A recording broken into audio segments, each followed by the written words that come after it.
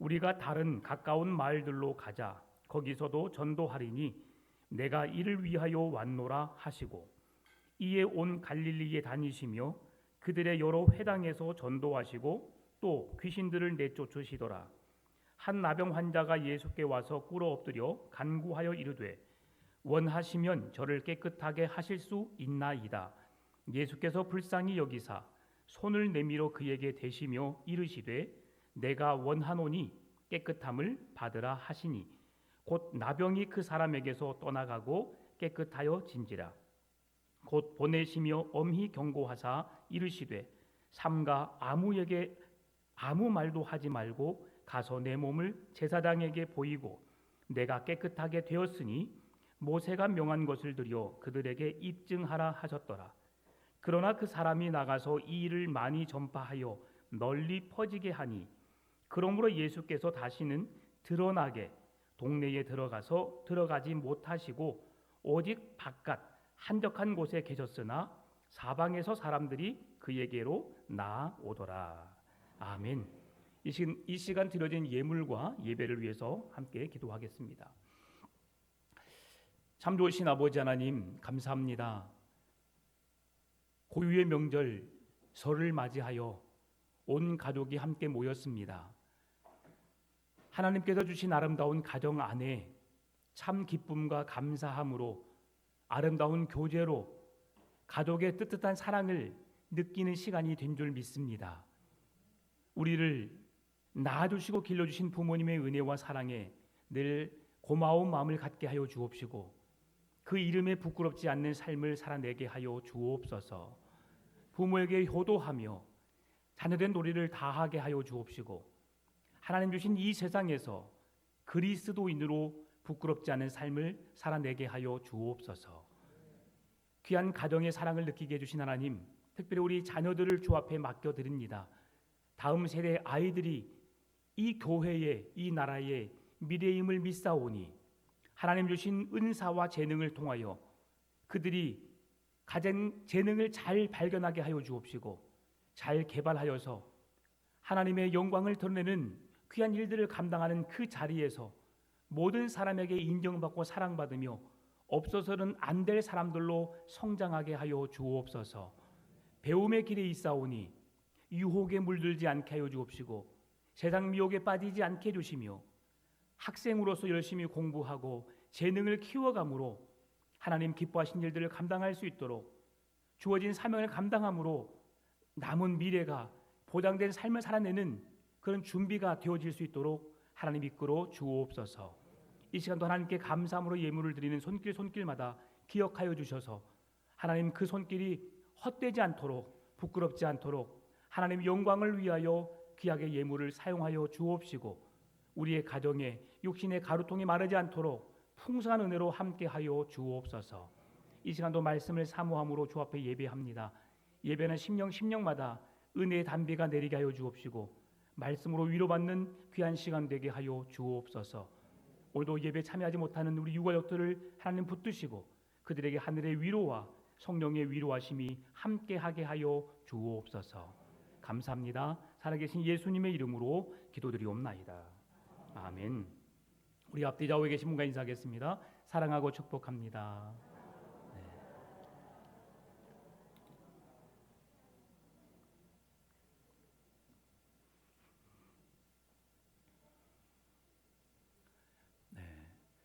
설 명절 잘 보내셨는지요?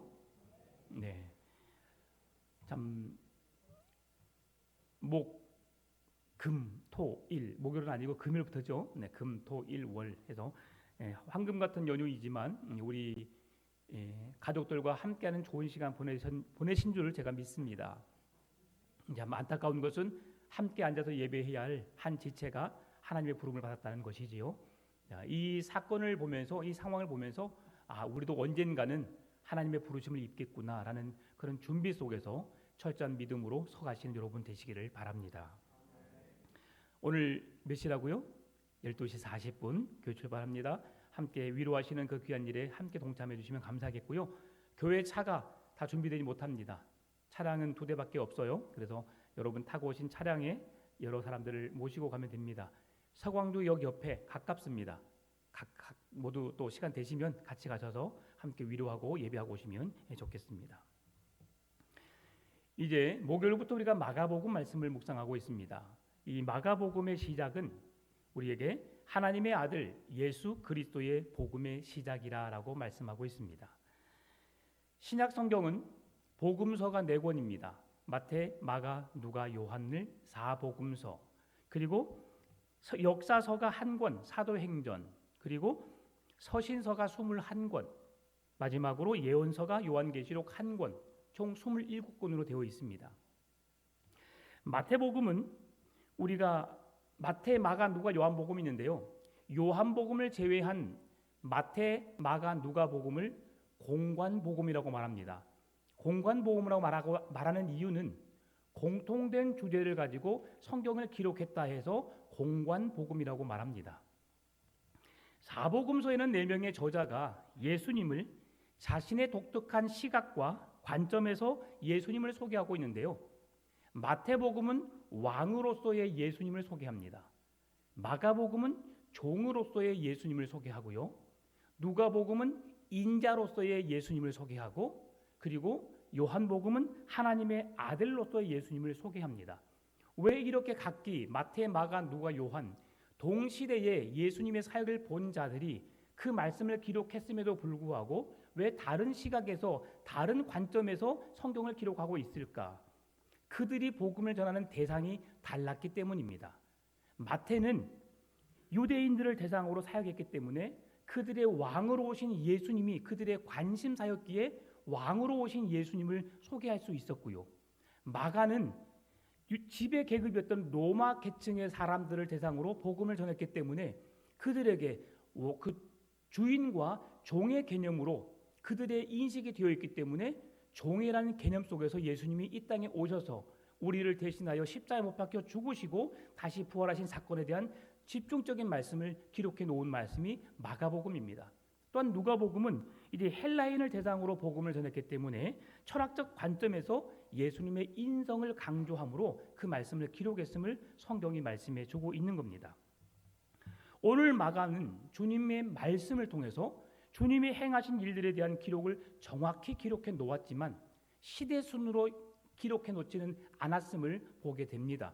그것은 이제 감동이 되는 대로 하나님께서 성경을 기록하게 하신 대로 성경을 기록하게 되었는데요. 오늘 마가복음의 첫 1장 1절 어떻게 시작되는지 한번 함께 같이 읽어보겠습니다. 하나님의 아들 예수 그리스도의 복음의 시작이라. 아멘. 이 말씀은 예수님이 누구신지를 말씀해 주고 있습니다. 창세기 1장 1절 어떻게 되어 있죠? 태초에 하나님이 천지를 창조하시니라. 여기에서 태초에라는 말씀과 오늘 본문의 말씀에 복음의 시작이라고 하는 비기닝이라는 단어가 동일합니다. 그래서 더 비기닝, 하나님께서 그 일을 시작하신 태초에 복음의 시작을 알리는 신약 성경의 그 시작의 관점이 동일하다는 것이죠.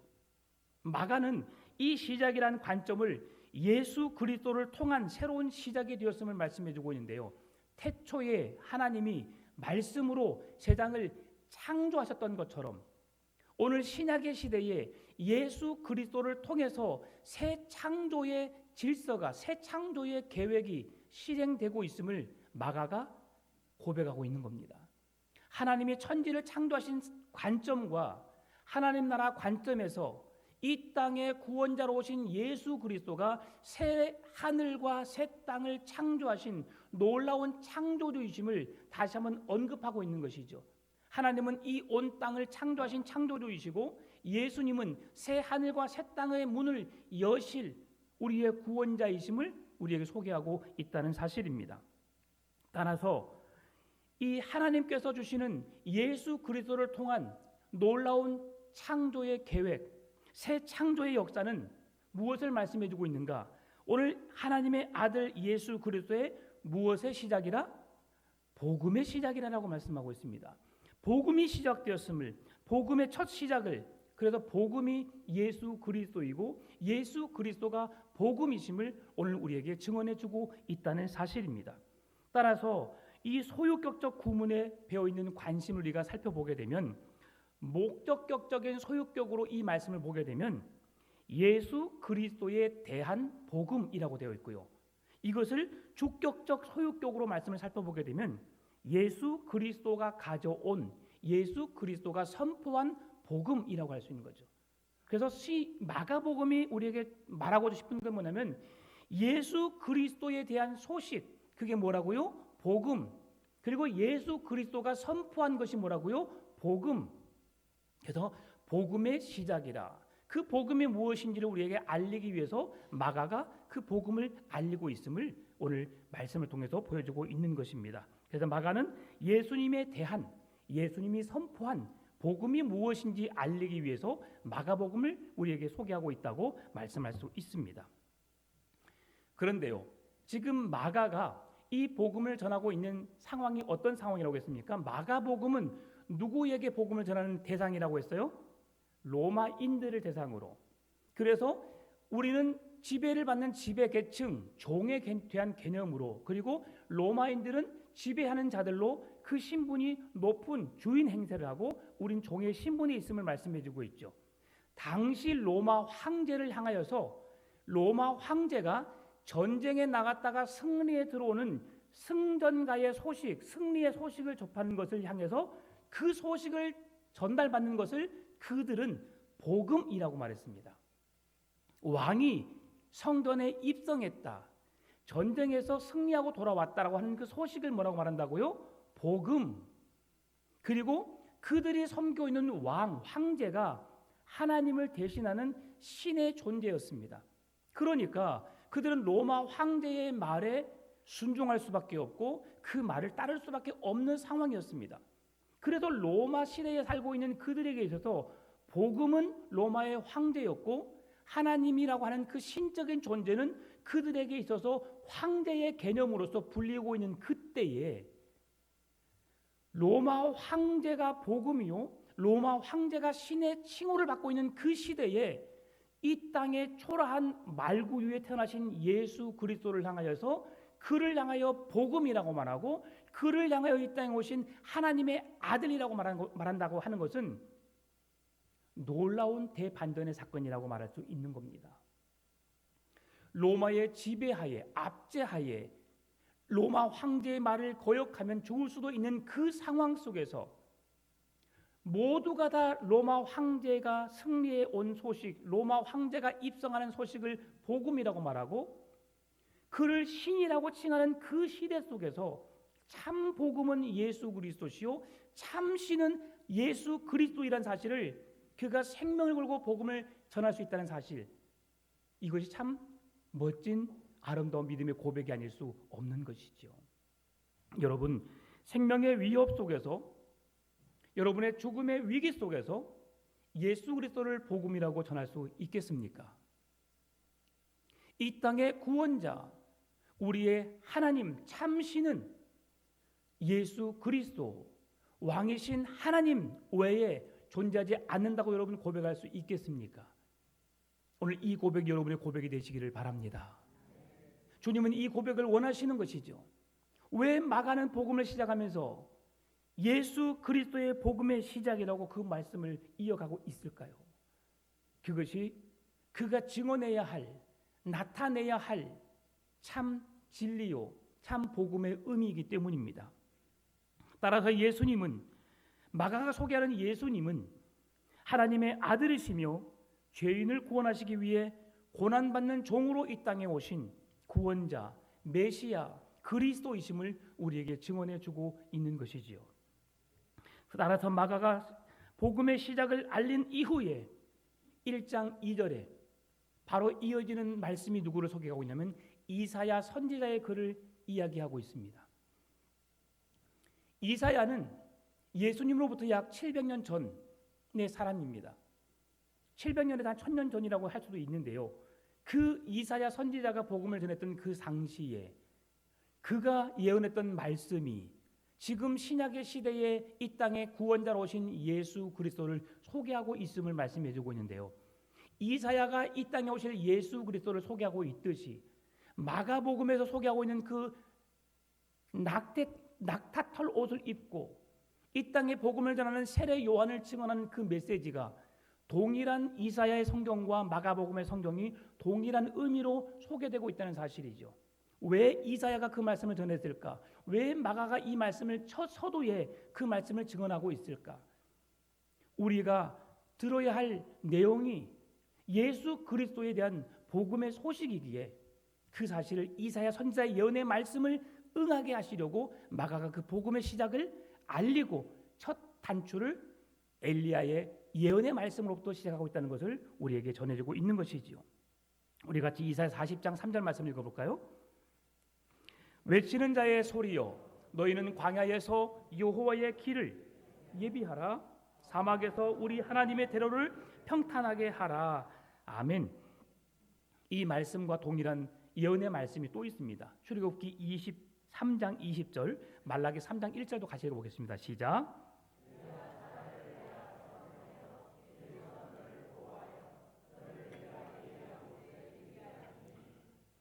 또 말라기 3장 1절, 만군의 여호와가 이르노라. 보라, 내가 사다를 보내리니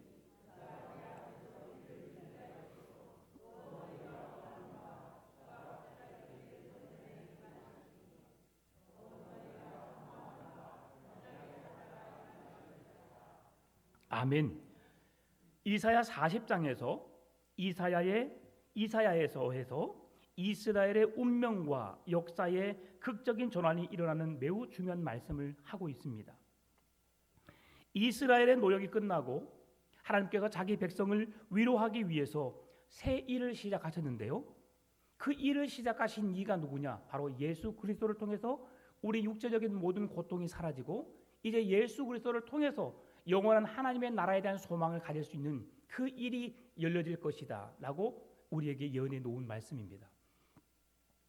오늘 우리의 죽음이 헛되지 않음을 이야기해 주는 것이지요.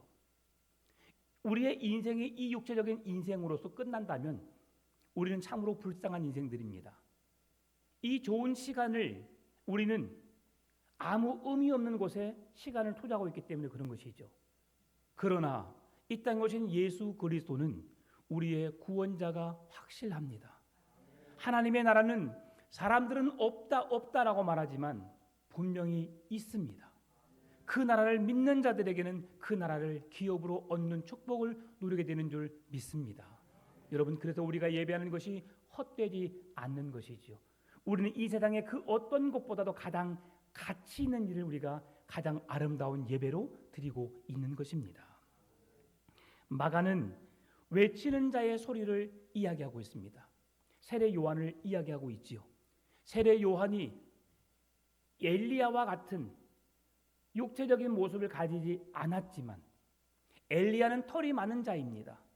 그래서 그의 털을 상징적으로 보여주는 것이 약대털 옷을 입는 것으로 이야기하고 있고요. 광야에서 엘리야가 예수 그리스도가 이 땅에 오실 것을 예언했던 것처럼 세례 요한이 광야로 나아가 이 땅에 오실 예수 그리스도를 선포한 내용에서 그 말씀이 일맥상통하고 그 두 선지자가 이야기하고 있는 사람이 예수 그리스도라는 사실을 명확하게 증언해 주고 있습니다. 그 소식이 아름다운 소식인데요. 이사야 40장 9절에서 이렇게 말씀합니다. 아름다운 소식을 시온에 전하는 자여, 너는 높은 산에 오르라. 아름다운 소식을 예루살렘에 전하는 자여, 너는 힘써 소리를 높이라. 두려워하지 말고 소리를 높여 유다의 성읍들에게 이르기를 너희의 하나님을 보라 하라. 그 하나님이 누구십니까? 이 땅에 오신 구원자 예수 그리스도이시라는 것입니다. 이사야의 선지자 예언처럼 광야에 외치는 자의 소리가 있어라고 말합니다. 여러분, 광야는 어떤 곳입니까? 광야는 사람이 살기 매우 힘든 곳입니다. 사람이 살 수 없는 곳을 일컬어 광야라고 말합니다. 광야는 고단한 인생을 말합니다. 광야의 인생을 살고 싶은 자들은 아무도 없습니다. 그럼에도 광야가 중요했던 것은 광야의 40년의 인생 속에서 그 삶을 하나님이 이끄시고 하나님이 함께 하셨고 40년의 시간 속에서 그 백성들과 함께 동행의 시간이 광야였기에 광야는 우리에게 매우 의미 있는 시간이요, 그 광야의 삶은 하나님이 친히 찾아오셔서 우리의 하나님이 되어주시고 우리의 구원자가 되어주심을 입증해 주셨던 장소라 할 수 있습니다. 오늘 그래서 사람들이 모이지 않는 그곳에 이 세례 요한이 다시 광야로 나아가서 그 외치는 자의 소리를 입증해 주는 이유가 무엇입니까? 모든 사람은 광야에 나가기를 싫어합니다. 왜 그렇습니까? 세상에 좋은 것이 광야가 아닌 다른 곳에 다 있기 때문이죠. 그럼에도 광야에서 외치는 이유가 무엇입니까? 참 진리, 참 구원의 복음의 소식을 광야에서 외칠 때에 수많은 사람들은 그 복음의 소식이 로마 황제에게 있고 신의 한 중심 복판에 있어서 그들이 즐거워하고 행복하게 즐길 수 있지만, 실제로 그 좋은 복음의 소식은 광야에 외치는 자의 소리가 있는데, 그 복음의 소식이 누구라고요? 예수 그리스도라고 하는 것이죠. 모든 사람은 광야를 멀리하지만 우리 그리스도인들은 광야를 친숙하게 여깁니다. 왜냐하면 그 광야에 외치는 자의 소리가 예수 그리스도의 복음의 소식이 그곳에서 전파되기 때문입니다. 따라서 하나님의 백성들은 오염되지 않는 생명의 소리를 듣기 위해서 지금 광야로 몰려들고 있는 것이지요. 그곳에서 광야에서 하나님의 약속을 성취하기 위해서 그 언약의 말씀을 붙들고 광야에 서 있는 백성들의 모습을 보게 되는 것입니다. 오늘도 우리는 지금 광야에 서 있습니다. 광야에서 하나님의 음성을 듣고 있습니다. 이 땅에 오신 구원자 예수 그리스도에 대한 복음의 소식을 듣고 있는 것이죠. 따라서 우리의 지금 이 시간이 얼마나 귀하고 복된지를 스스로 느끼시면서 감사함으로 예배를 드리시기를 바랍니다. 오늘 본문의 말씀에 이제 들어오게 되면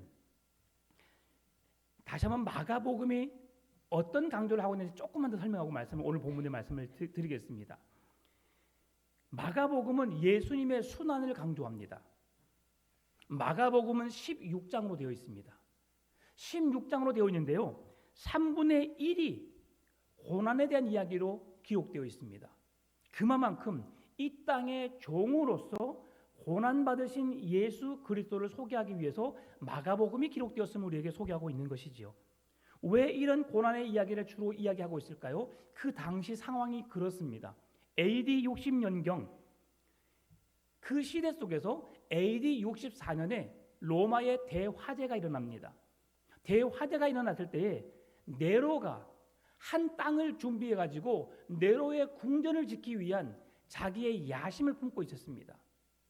그래서 수많은 사람들을 속이면서 자기의 왕궁을 건설하기 위해서 꿈을 꾸고 있는데, 그곳 가운데 기독교인들이 자기의 삶에 걸림돌이 되는 거예요. 로마 지역의 14개 지역 중 화재가 발생하여서 4개의 지역만 남고 12개 지역이 다 초토화되어 버립니다. 화재로. 그게 뭐냐면 로마 네로가 자기의 야심을 품고 그 야심을 이루기 위한 목적으로 이루다가 불이 나버리는 거예요. 누가 잘못했어요? 네로가 잘못한 겁니다. 그런데 그 화재의 범인을 그리스도인들에게 돌려가지고 그리스도인들이 네로 황제의 그 일을 방해함으로 이 불을 질러서 이런 엄청난 큰 화재를 일으켰다라고 이야기함으로 결국은 그리스도인들을 잡아다 핍박하는 그 시대 속에서 그리스도인들이 지금 서가고 있다는 사실이죠. 이 상황 속에서 그리스도인들에게 예수님의 순환을 통해서 하나님의 위로와 격려를 주기 위한 마음으로 지금 마가복음을 기록하고 있다는 사실을 우리에게 보여주고 있는 것입니다. 오늘 본문에 예수님께서 이른 새벽에 하나님 아버지와 친밀한 교제를 나누기 위해서 한적한 곳으로 나가시는 모습을 소개하고 있는데요. 35절, 36절, 31절 같이 읽어보겠습니다. 새벽 아직도 밝기 전에 예수께서 나가 한적한 곳으로 가사 거기서 기도하시더니 시몬과 및 그와 함께 있는 자들이 예수의 뒤를 따라가 만나서 이르되 모든 사람이 주를 찾나이다. 아멘. 마가는 예수님이 서 계신 곳을 이른 시간, 한적한 장소라는 그런 사건적인 소개를 하면서 예수님이 왜 그곳에서 이른 시간에 한적한 곳을 찾으셨는지를 우리에게 소개하고 있습니다. 우리가 왜 새벽 기도를 드릴까요?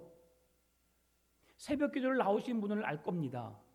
세상이 조용합니다. 그렇게 시끄럽던 세상이 조용합니다. 우리 교회 옆에 보게 되면 이쪽이 즐기는 곳입니다. 한잔하고 취해서 집에 가시는 그런 곳입니다. 12시, 1시까지 그곳에는 사람들이 바글바글합니다. 꽉 차 있어요. 11시 좀 넘어서 한번 이 길을 지나간 적이 있었는데 예전에 줄을 서도 대기하는 때가 있었습니다. 맛있는 걸 드시기 위해서 그러죠. 세상에 취해보고 싶어서 줄을 서 있는 거예요. 근데 그 사람들도 2시, 3시가 되면 다 집으로 돌아갑니다. 그렇게 조용한 시간에, 아무도 없는 그 시간에 한적한 곳을 택하여서 예수님이 찾으신 이유가 무엇입니까? 예수님은 모든 사역의 시작을 기도로 시작하셨음을 우리에게 보여주시기 위함입니다. 기도는 무엇입니까? 기도는 우리의 창조주 하나님께 대한 우리의 내면에 있는 모든 마음의 소원을 그분께 아뢰고 그분께 대화하면서 그 모든 문제를 풀어나가기 위해서 하나님을 만나는 시간이 기도의 시간입니다. 내게 뭘 해주세요, 어떤 기도의 응답을 바라는 그 시간이 아니라 나를 사랑하시고 나를 창조하신, 나를 구원하신 그 하나님을 향하여 내 마음의 아픔과 어려움과 모든 문제들을 가지고 주님, 내가 이런 형편에 서 있습니다. 내가 이런 문제를 가지고 있습니다. 주님 아시죠라고 내 마음을 알아달라고 주님께 향하는 그 시간이 새벽의 시간, 한적한 장소를 우리에게 소개하고 있다는 사실이죠. 예수님은 세례 요한에게 세례를 받기 전에도 12제자를 선택하기 전에도 오병이어의 기적을 베풀 때에도 베푸시기 전에도 제자들에게 중요한 질문을 하셨을 때에도 그리고 변화산에 계셨을 때에도 베드로가 자기를 3번 부인하기 전 자기 자신을 위해서도 성만찬 예식을 제정하신 날 밤에도 겟세마네 동산에서도 십자가 위에서도 부활하신 후에도 예수님은 기도를 하셨습니다. 여러분, 이것이 우리가 기도해야 할 이유인 것이지요. 예수님께서 얼마나 그 기도가 얼마나 절박했느냐. 아버지, 이 잔을 내게서 지나갈 수 있다면 지나가게 해 주십시오. 그러나 내 뜻대로 마시고 아버지의 뜻대로 되기를 원합니다. 기도는 내 마음의 소원을 아뢰는 것이 아닙니다. 내 목적을 이루기 위한 기도가 아닙니다. 하나님, 내 마음이 이렇습니다. 주님의 뜻은 어디에 있습니까? 내 마음은 이렇지만 주님의 뜻대로 되기를 원합니다라고 주님의 도우심을 간구하는 것이 기도입니다. 예수님이 그 기도의 본을 보여주셨던 것처럼 매 순간순간 기도를 멈추지 않는 우리의 신앙생활이 되시기를 바랍니다. 예수님은 삶을 통해서 우리가 배워야 할 것들을 우리에게 가르쳐 주셨는데요. 첫 번째로 날마다 기도하며 살아야 한다는 것을 가르쳐 주신 것이지요.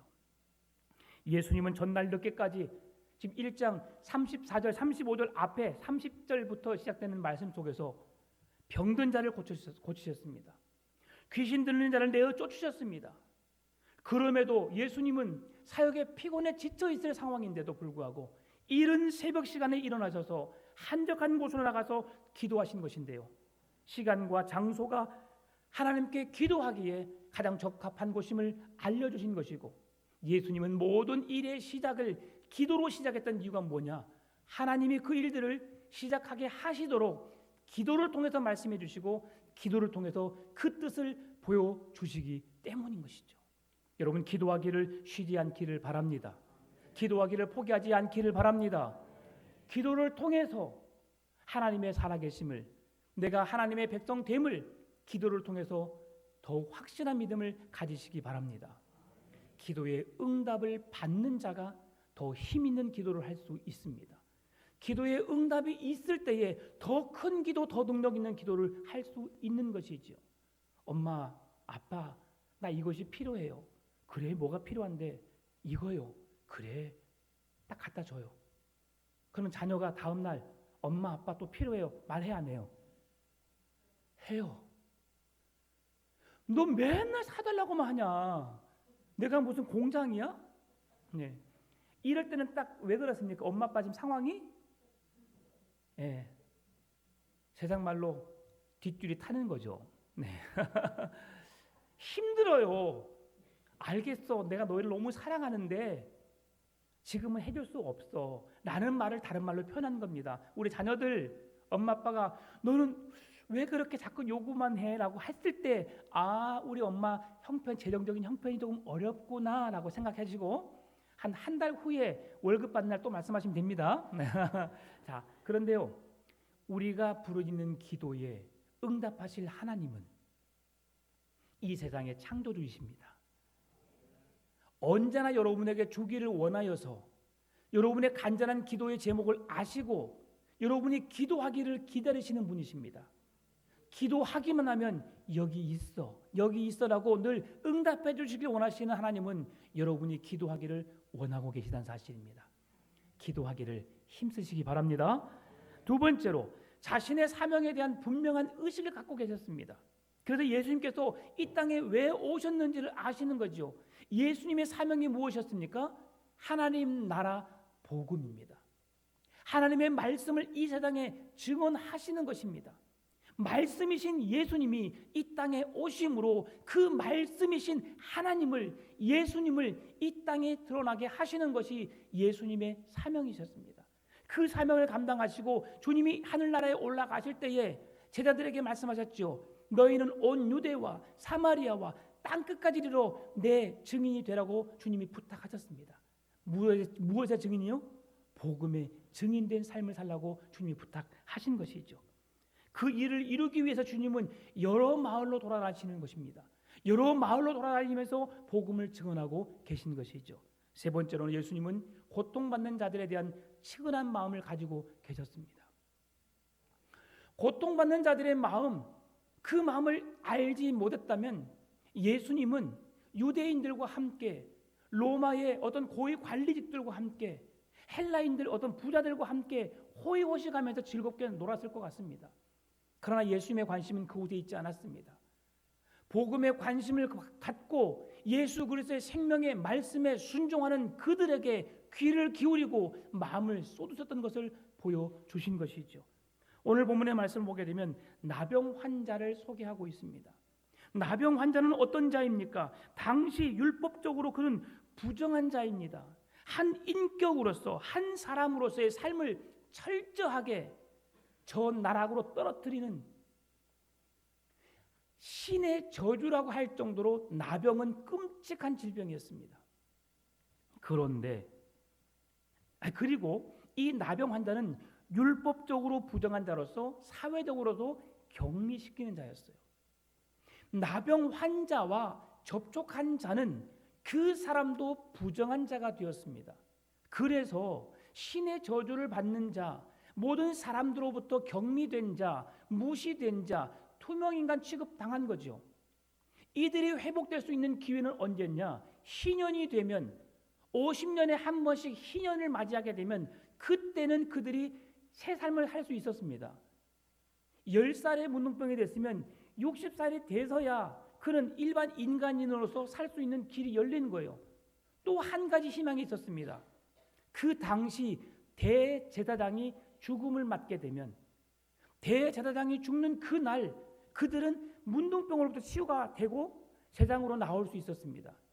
그들이 바라는 두 가지 간절한 기도가 있었겠죠. 주님 제발 대제사장 좀 데려가 주십시오. 그리고 아니면 두 번째 희망은 뭐였어요? 50년이 정말 하루처럼 쉽게 지나가기를 바랬던 것이죠. 그런 그들 향해서 예수님이 긍휼의 마음을 가지시고 문둥병자 앞으로 나아가십니다. 모든 사람이 그 사람을 만나기를 꺼려했고 부정한 자가 되고 50년이란 비극의 삶을 살아야 할 그 사람 앞으로 예수님이 직접 찾아가 나아가십니다. 그리고 그에게 물으십니다. 네가 무엇을 하기를 원하느냐라고 물으시죠. 원하시면 저를 깨끗하게 하실 수 있으십니다. 주님이 원하신다면, 이 말은 무슨 말씀이에요? 제 간절한 소원은 이 문둥병으로부터 깨끗하게 치유함을 받아서 건강한 모습으로 세상에 나아가 사람들과 똑같이 살고 싶습니다 라는 고백이었겠죠. 다시 이 말을 돌려보면 그렇습니다. 주님이 원하지 않는다면 저는 그냥 이대로 살겠습니다. 참 멋진 고백 아닙니까? 여러분, 문둥병에 걸려서 나병에 걸려서 내가 50년이나 시간 동안 내가 격리되어서 살아야 하고 50년이나 시간이 지나지 않으면 나는 회복될 수 없는 인생인데 그 나를 치료하실 분을 만난 그 상황 속에 주님 나를 치료해 주십시오라고 간절히 부르짖어도 부족한 상황에 주님이 원치 않으신다면 저는 이대로 살겠습니다라고 고백할 수 있었겠는가? 그 사람의 믿음을 보고 주님이 말씀하셨죠. 뭐라고요? 작은 자야 내 죄사함을 받았느니라. 오늘 하나님이 우리에게 찾아오셔서 사랑하는 자들아 너희들이 예수 그리스도를 믿음으로 복음이신 예수님을 만남으로 너희들의 모든 죄의 문제가 해결된 줄 믿느니라. 말씀을 들으시기 바랍니다. 예수님으로부터 죄사함을 받으시고 용서를 받으시고 하나님 나라 구원의 은혜를 누리시는 여러분 되시기를 바랍니다.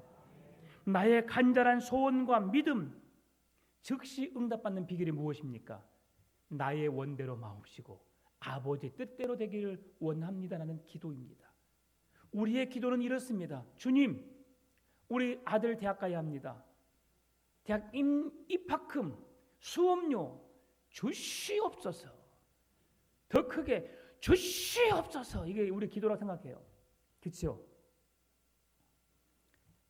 저는 그렇게 기도합니다. 제 아들, 딸이지만 하나님의 아들, 딸입니다. 하나님의 아들, 딸이 학비가 없어서 대학교를 못 간다면 이건 제가 부끄러운 일이 아니라 하나님이 부끄러운 일입니다. 하나님이 온 우주 만물의 주인이신데 하나님이 알아서 하십시오. 내 뜻대로 마옵시고 아버지 뜻대로 하십시오. 하나님이 채워주시더라고요. 여러분 그렇게 기도하며 나가십시다. 예수님은 그 사랑의 손길로 의식법의 부정이 지닌 그 힘보다 더 강한 능력으로 무엇으로? 사랑으로 그에게 다가가셔서 사람들은 부정하다고 하고 그를 열애시켜서 딴 곳에 격리시키는 삶을 살았지만 예수님은 그를 찾아가셔서 그에게 만나주셨고 그에게 놀라운 구원의 은혜를 베푸셨습니다. 오늘 예수님이 이 땅에 오신 이유가 바로 이것입니다.